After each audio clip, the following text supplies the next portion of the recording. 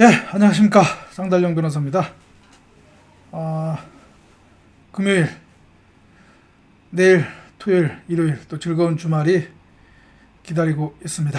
어떻게 즐거운 주말을 앞둔 금요일 저녁 어떻게 지내고 계시는가요?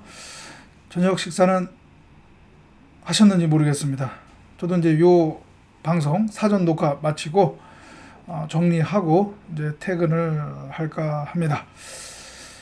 자, 오늘은 제가 사전에 예정하지 않았던 주제를 가지고 얘기를 할까 합니다. 바로 연세대학교 류석춘 교수의 그 정직 1개월 처분과 관련해서 얘기를 할까 합니다. 이미 뭐 여러분들도 잘 아시겠지만 작년인가요?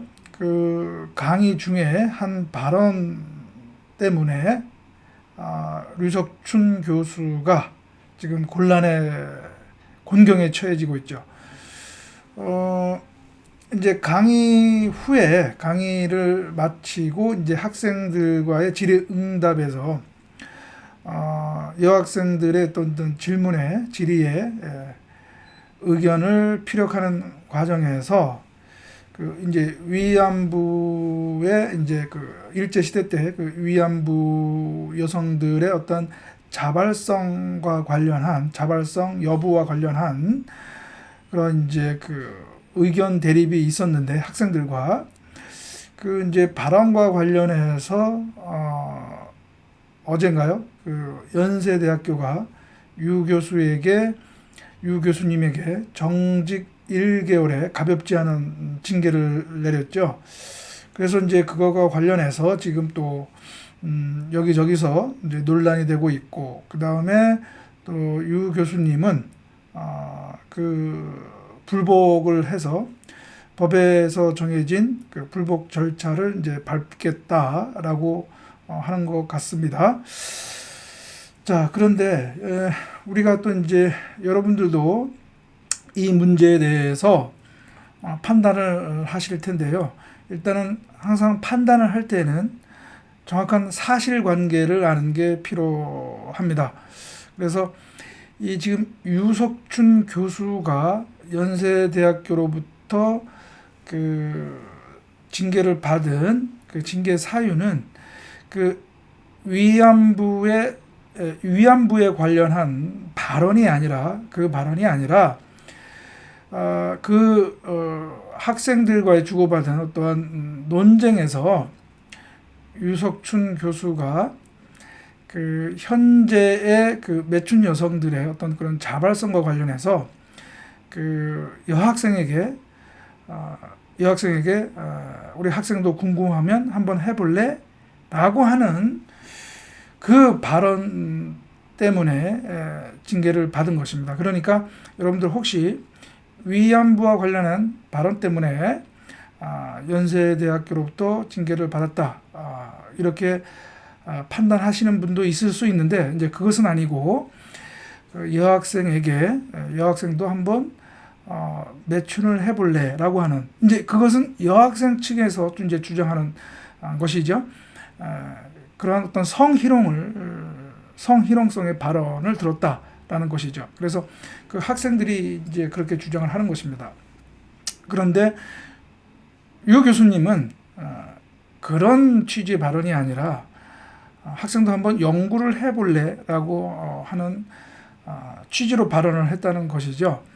그런데 요즘에 뭐 이러한 성희롱 등 이런 그 피해자가 여성인 그러한 사건에 있어서는 성적 어떤 그 권리 침해에 관련된 사건에서는 이른바 성인지 감수성이라고 하는 그러한 하나의 어떤 뭐라 그럴까요? 하나의 이제 뭐 기준이라고 할까요?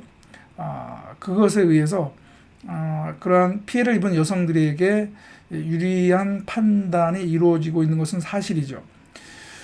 그래서 이런 성인지 감수성에 따르면 이 여학생이 주장하는 뭐 성희롱을 당한 것이다라고 하는 그 주장을 또 인정할 여지도 있을 것 같습니다. 우리 유 교수님이 매춘을 한번 해볼래? 라고 하는 취지가 아니라 연구를 한번 해볼래? 라고 하는 취지라고 이제 강변을 하시는데, 저도 한번 그 녹음 파일을 다 들어봤습니다. 들어봤는데, 유 교수님의 그러한 주장이 또 납득하기가 또 이렇게 쉽게 납득하기가 어려운 것도 사실입니다. 그러니까 듣는 사람의 입장에 따라서는 그 또 피해 학생의 또 주장이 맞다라고 또 생각할 여지가 있는 것도 사실이거든요. 그래서 그러한 어떻게 보면 성인지 감수성이라고 하는 그러한 어떻게 보면 유 교수님 입장에서는 큰 하나의 허들, 넘어야 할 산이 되는 것이죠. 이제 앞으로의 어떤 그런 징계 불복 절차에서요. 그래서 참 유 교수님 입장에서는 참 쉽지 않은 또 싸움이다라고 생각을 하는 거고요. 그런데 지금 유 교수님이 넘어야 할 그 감수성은 이 성인지 감수성뿐만 아니라 또 위안부 감수성이라고 하는 그런 또 산이 있습니다. 이 위안부 감수성이라고 하는 것은 그냥 제가 지어낸 말인데요. 다름이 아니고 뭐냐 하면 5.18도 그렇고 위안부도 그렇고 이것이 하나의 어떻게 보면 이의의 여지를 두지 않는, 그러니까 지금까지 어떤 그러한 그 통념에 조금이라도 반대되는 의견에 대해서는 일체 용납이 안 되는 그런 어떤 그 분위기를 얘기하는 거죠. 5.18 문제도 그렇고요. 이 위안부 문제도 그렇고.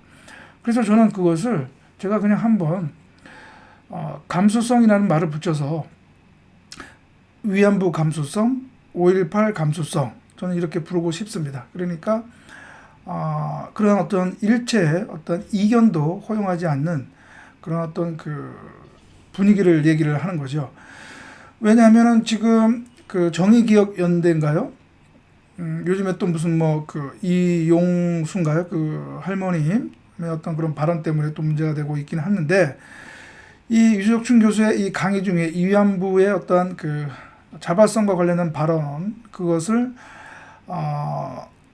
이유로 해서 또 명예훼손 또 고발을 했죠.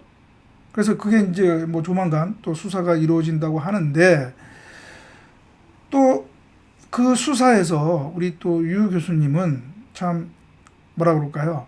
이 위안부 감수성의 이 허들, 이 또 큰 장벽을 산을 넘어야 하는 것이 아닌가, 그런 이제 생각이 듭니다. 왜냐하면 그 박유하 교수인가요? 그 여교수 분이 있죠. 그분이 이제 그 저서에서 위안부와 관련된 기존의 통념에 어긋나는 그러한 내용의 저술을 했다고 해서 1심에서는 무죄인데 아마 2심에서는 유죄 판결을 받았죠. 예. 그래서 이게 자칫하면 또 이 유 교수님도 이 형사 절차에서 또 어떻게 보면 불의의 또 어떤 그런 그 피해를, 뭐 유 교수님 입장에서는 피해죠, 뭐. 예. 그런 피해를 입지 않을까 이제 생각이 드는데, 저는 이제 그와 관련해서 이런 생각을 가지고 있습니다. 그러한 발언이 설사 매춘, 그러니까 위안부의 어떤 매춘의 자발성을 부인하는 것이 뭐 통념이라고 하더라도, 그러한 발언은, 유 교수님의 발언은 대학의 강의실에서 있었던 발언이라는 것이죠.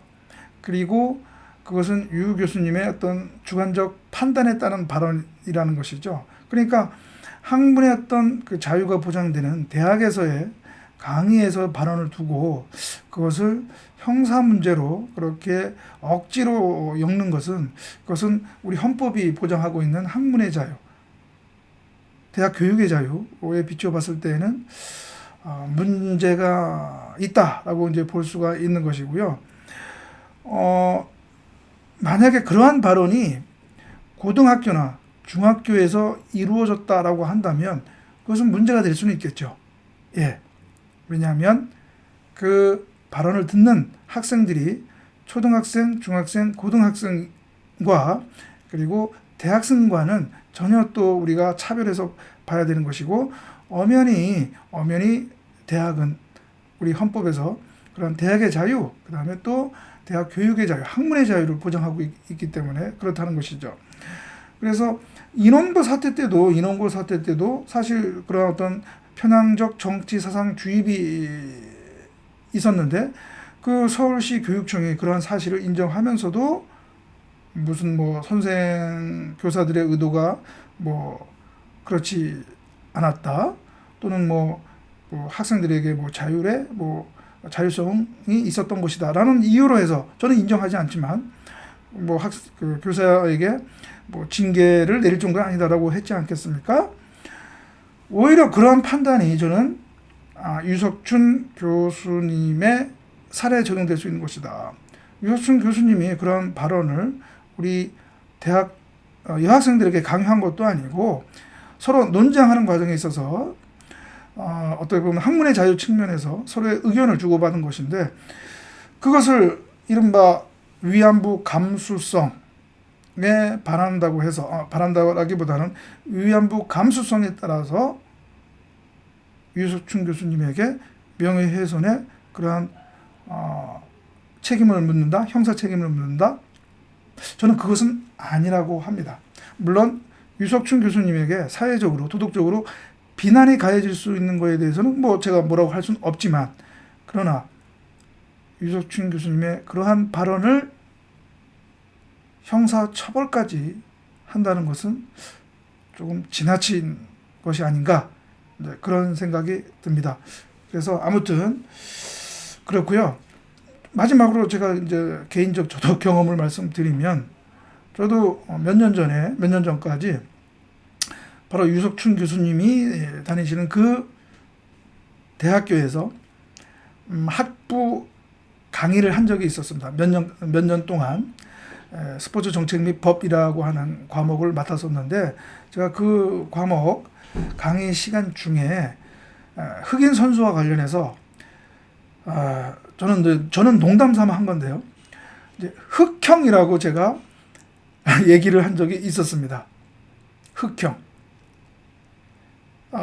그런데 이제 저는 뭐 우리 흑인 선수를 인종적으로 뭐 차별하기 위해서 비하하게 한 것은 아닌데, 저는 그냥 강의를 재밌게 하고자 하는 의도에서 한 것인데, 학생들이 그 반응을 듣고 나서 이제 뭐 웃는 학생들이 있었는데, 근데 웃으면서도 왠지 제가 느끼기에는 조금 우리 학생들이 조금 불편한 그런 생각을 한 것 같더라고요. 좀 분위기가 싸한 것 같더라고요.